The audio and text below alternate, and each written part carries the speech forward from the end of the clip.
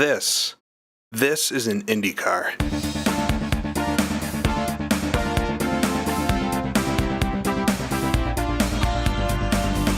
Indycars have come in all different shapes and sizes, but if I could put my finger on one which I think looks the best, it would be this car. This is the Penske PC17, Penske's 1988 challenger to the CART World Series Indycar Championship, or whatever they called it in those days. It won 6 races throughout the season, split between Rick Mears and Danny Sullivan, who went on to win the championship in this car.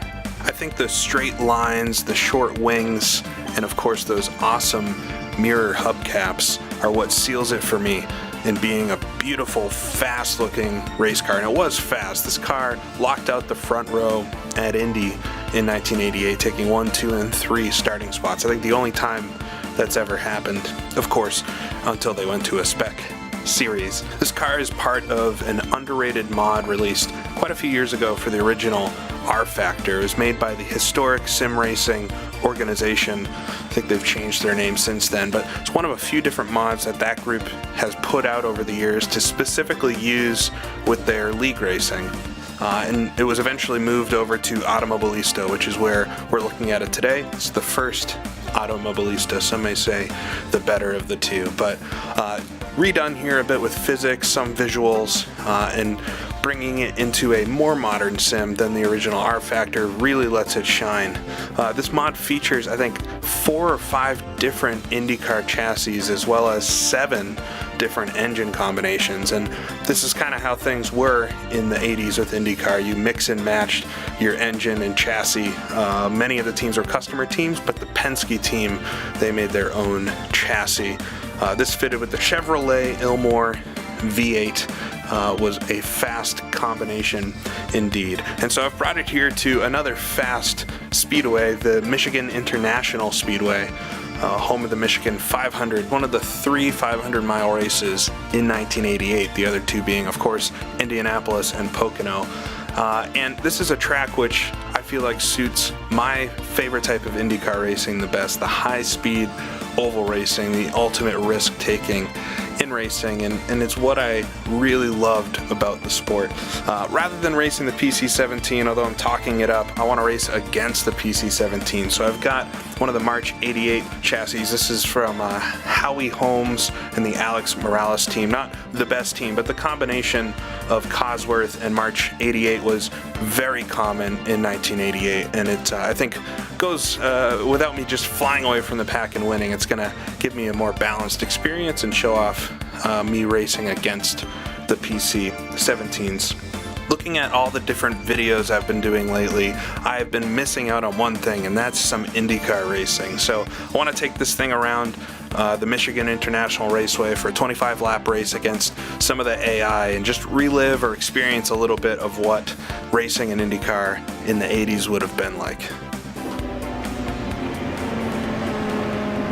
So coming through turns 1 and 2 at Michigan, at the back of the pack here for the 25-lap race, and what a pack it is. In 1988, CART had some ultimate legends of the sport still racing. You had Emerson Fittipaldi, Mario Andretti, AJ Foyt, Al Unser, Gordon Johncock, but then you also had stars of the current time, Rick Mears, Michael Andretti, Danny Sullivan, Al Unser Jr., Bobby Rahal, Arie Luyendyk as well. So an absolute star-studded grid. There's more than that as well. I think CART in the 80s, early 90s was the place to race, and clearly by that list of drivers, I don't think you could really argue. So hopefully can put a good race together here. So we'll come through turns 3 and 4 to take the green flag. Things will be a little wild off the start. Put it down into first gear and away we go. Go, go, go. Field's gonna fan out in front, so we'll head to turn 1, losing the pack a little bit, but that'll be okay. Oh, 4 wide up there, touch of the grass, I can see it. Looks like everybody might make it through here. We'll go up to 5th. Hopefully we'll not have to downshift again, as now on the back straightaway. See if I can get around. I think John Andretti would have been his rookie season. Oh, cars in front all jostling for position. A little more daring than they would have been in real life. Oh, I think I touched John just a little bit. But making it through the first lap. Automobilista AI don't quite know how to take the starts, but once they get spread out, things should be pretty solid here. As now through turns 1 and 2 at full speed, 205 miles an hour on the dash there, 5th gear. So we'll come down the back straightaway with arm code to my right side, see if I can come up the inside here. Have to let out on the throttle though, this is not a flat out pancake race like you might expect. These cars move around so much and it's actually quite easy to spin.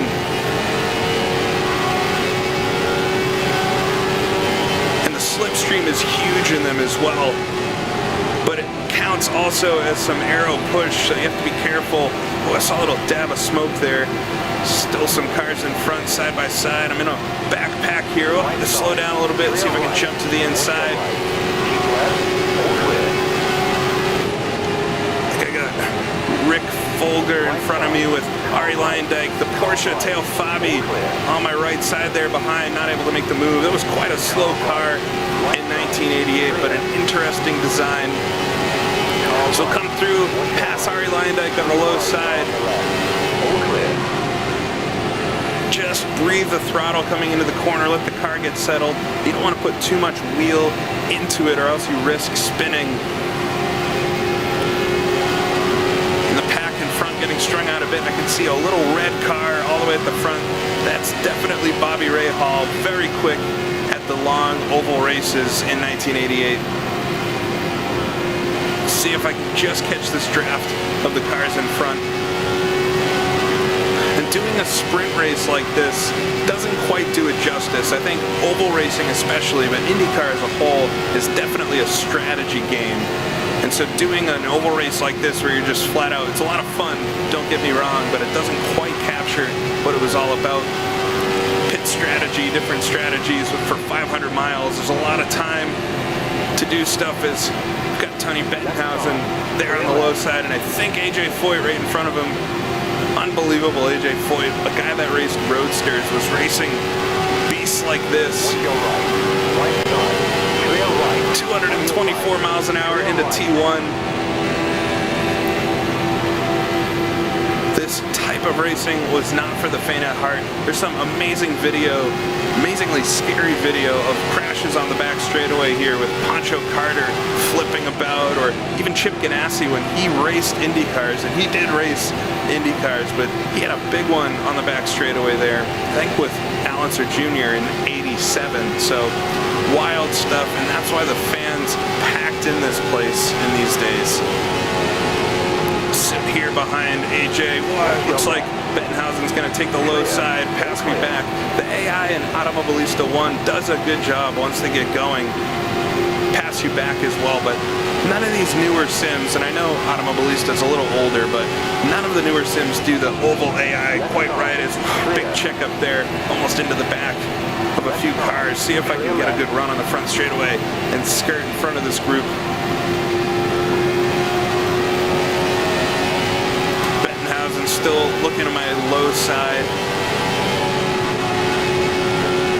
Try to take the good line this time through 1 and 2. Oh, he's going to squeeze himself down there. Can't come out too high. You can really easily wash into the wall there as I almost do it. Coming to the back straightaway, see if I can jump down on Super Tex. Oh, just throwing the car sideways. The March 88 is not the easiest car to drive by far. The Penske is definitely the most pleasurable one, but it's amazing how well the modders did at incorporating the differences in the chassis. You absolutely feel a difference, especially on a high-speed oval when racing the different chassis. The Penske feels super balanced. This March feels a little skatey, and if you race in the Lola or some of the older Marches, they feel quite different. Few passes there. I think I'm behind Roberto Guerrero now, and he has one of the best looking cars, Andy Granatelli's STP car from this year. I think he won a race, maybe it was in 89 in that thing. Had a big crash, I know, and was out for a while. have a win, I think, at Phoenix. But for me, this type of racing is absolute nostalgia. I was doing this quite a bit at the start of quarantine. I found this mod and was racing quite a bit at the different circuits. The HSO group that made this mod, Michigan, you might have noticed, is here in 1980s detail, looks the part, and they did the whole season of tracks. It might be kind of interesting to do a series. If I could get the AI to race consistently, I think it could be quite fun. Making my way up the pack though, we're about 10 laps in. You won't be able to see the lap counter, it's just off the screen, but 10 laps in, got Dick Simon in front of me in 13th place here. Oof. Just touching the apron, very easy to spin out the car if you do that wrong. Michigan was one of the 3 500-mile races I noted in the intro to the video, but they actually did a triple crown in these days where Pocono, Indy, and Michigan usually were the 3. They revived that somewhat recently back in, I think, 2014, 2015, and it's too bad it went away because I think that's one of the coolest things. We'll take the low line, whoa, just touching, somehow saving the car there. Wow, I've actually never been able to save it. I thought that was race over.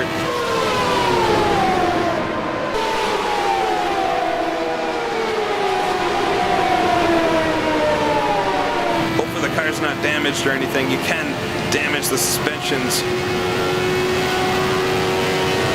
Just sliding the car there. So scaring myself and Dick in front of me. And it's quick moves like that. I took the low side. I'm going to try it again here. Try to do it a little better this time. Don't cut the corner so close. Let the car drift on. I can see some of my skid marks up there. As whoa, Dick behind me, pushing me a little bit more. Not happy with that move, as I almost cost us the race and maybe more.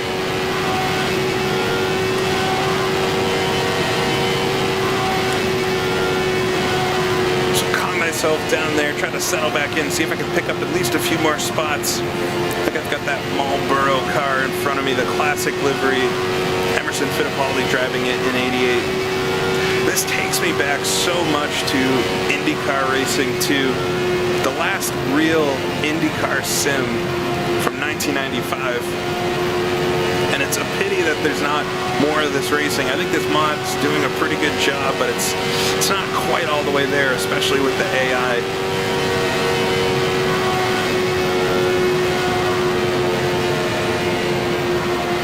Coming down the back straightaway, absolutely insane that they used Armco for the wall. Not too many years before it lined the whole circuit. Luckily they had switched to concrete for the corners by this time. But you can see in some of those accidents where the Armco really comes into things. So coming out, just closing in a little bit on MO. See if I can do a flat out corner here. It's not easy. Car dancing around there on the limit, all the way down to 204 miles an hour. So you're just scrubbing off speed. Looks like a really good race up front too. That's where I want to get to. Might run out of laps though.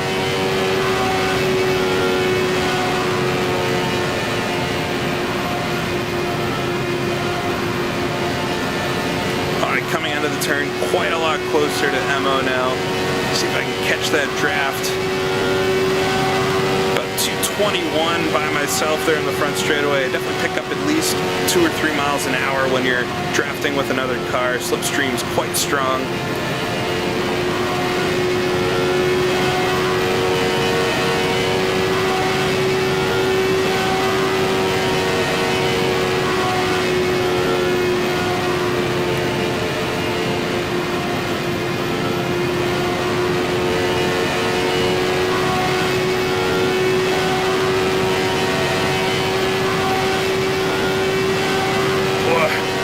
T1 now really close to MO, so we'll start getting that draft. I always thought it was amazing that Emerson Fittipaldi, quite a few years after he ended F1, decided to come IndyCar racing and had really a second career. He won, I believe, believe he won the 1989 championship. He won 2 Indy 500s as well, so quite a second career for really a 1970s F1 driver. You can see his distinct blue and red helmet there through the roll hoop. We'll come into T1 though. We're not going to be able to do it just this time. What a beautiful car. Raced for Patrick Racing in 1988, which is funny because I always associated that livery with Penske, but Patrick had it for the most of the 80s. But able to cut through. Oh, we're going to swing a little wide. Can't quite cut the wheel enough.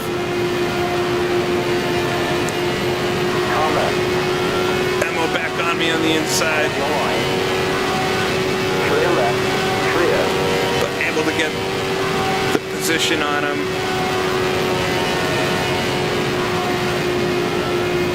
Now closing in, I think, on Derek Daly. So that's Connor Daly's father, also an ex-F1 driver by this point.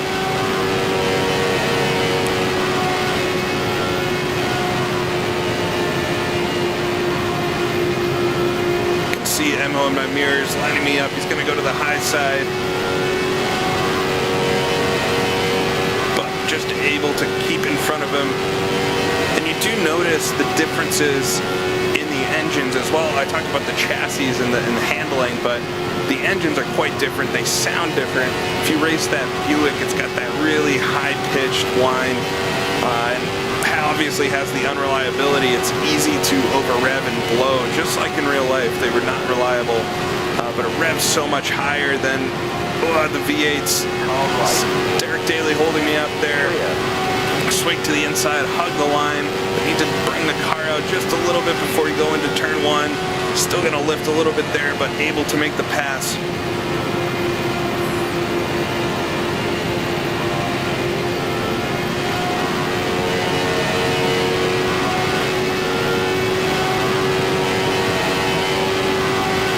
Looking in my mirrors as there comes Derek Daly on the inside. On your left. Watch your left. Clear left. Watch your left. Oh, snuck back under there. Oh, and he just cuts behind me, trying to get the draft.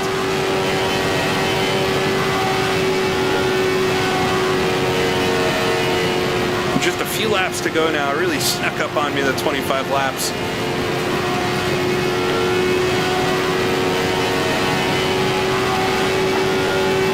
Trying to block the inside line this time. Oh, not able to get the car quite down there. Still there. Clear. Trying to sneak up in front of me. 3 wide. You're on the right. Oh, 3 wide is not how I want to do it. I'm going to have to back out of things here. So Emo working with Derek Daly to sneak back by me.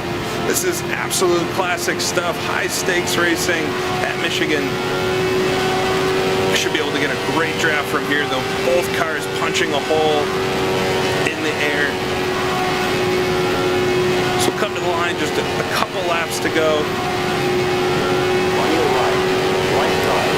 Still there. So able to get a run on both of them, making it to the line just behind Emo. 2 laps to go.